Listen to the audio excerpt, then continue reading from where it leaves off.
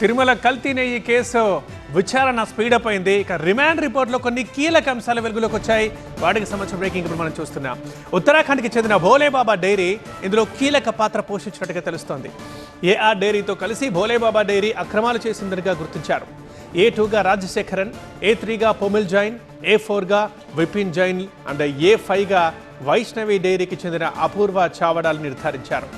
కల్తీ నెయ్యి కేసులో ఒక A1 ఎవరు అనే దానిపై మాత్రం ఉత్కంఠ నెలకొంది. నిందితుల్ని కస్టడీ కోరారు సిట్ అధికారులు. ఇవాళ కస్టడీ పిటిషన్పై తీర్పు వచ్చే అవకాశం ఉంది. కల్తీ నెయ్యి కేసులో A2గా రాజశేఖరన్, ఏఆర్ డైరీ ఎండి, A3గా పొమిల్ జైన్, A4గా విపిన్ జైన్ భోలేబాబా డైరీ డైరెక్టర్లు, A5గా వైష్ణవి డైరీకి చెందిన CEO అపూర్వ చావడాని చేర్చారు.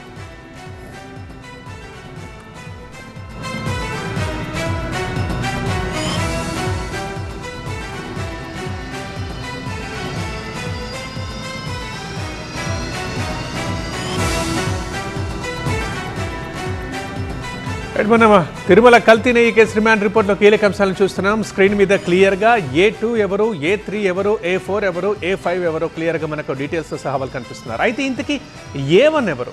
దీని మీద ఇప్పుడు ఉత్కంఠ. మరి ఇవాళ తెలిసే అవకాశం ఉందా? ఇక చూడాలి.